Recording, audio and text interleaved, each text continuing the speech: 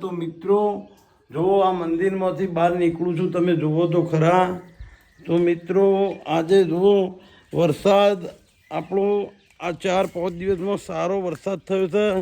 જુઓ ને આ લીંબુડી જેવી લીલીછમ થઈ છે. વરસાદનું પાણી અડે છે એટલા મિત્રો, વરસાદનું પાણી અડે એટલે તો મિત્રો બહુ સરસ અને બહુ હરિયાળી થઈ જાય છે. જુઓ તો ખરો મિત્રો, આ લીંબડી બહુ દેશી દવામાં કોમમાં આવે છે મિત્રો. આ સૌ બધા કીધે કે ભાઈ આ દવા કોમમાં આવે છે, આ દવા કોમમાં આવે છે, પણ કોઈ વાત તો ગમે તે દવાઓ તો કરી છે પણ કોઈ કોમમાં આવતી નથી.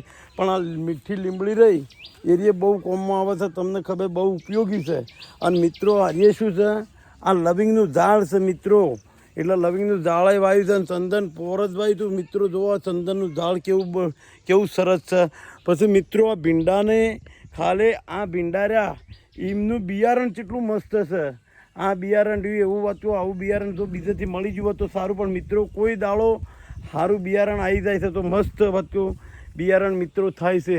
આ બપૈયા ઉપર બપૈયો ચેવો બેઠો છે મિત્રો, લીલો સમ બપૈયો થઈ ગયો છે. અને આ ભોથો રહે, આ ભોથો આ ઘાસ કહેવાય, ઘાસમાં કૂરી નાખી છે.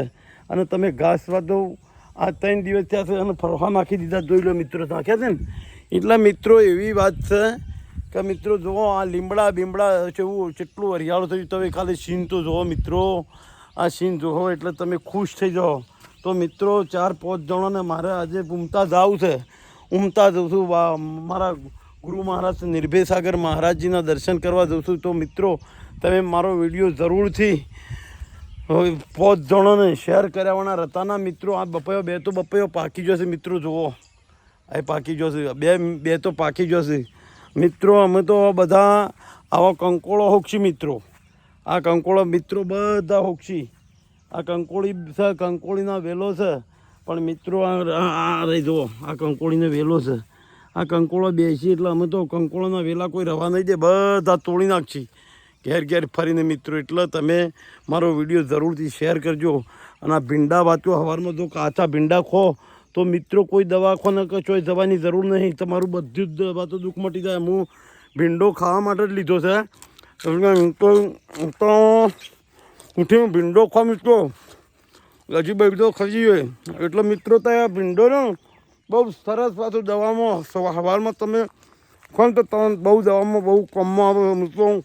ગમે તે પથરી હોય તો એટલો ચીકણો આવે છે, પણ પથરી હોય તો નીકળી જાય. મારે છે પણ નીકળતી નહીં મિત્રો. હા, મારે પથરી છે પણ મોટી એટલે ના નીકળે. એટલે મિત્રો જેની પથરી હોય તો ઓનાથી હોય તો ભીંડાથી નીકળી જાય છે, એટલે 100% નીકળી જાય. એટલે મિત્રો તમે અમારે તો બધું જ વાયેલું છે મિત્રો. હા, હું શેર કરવાવાળા મિલતાના મારા ભાઈઓ, મારી બહેનો અને મારા જણા ભૂલકાઓ તમે જોતા હોય ને હાથમાંથી, તમારા પપ્પાના હાથમાંથી મોબાઈલ ઝડપી લેતા હોય અને ઝડપીને જોતા, એટલે તમે જોજો.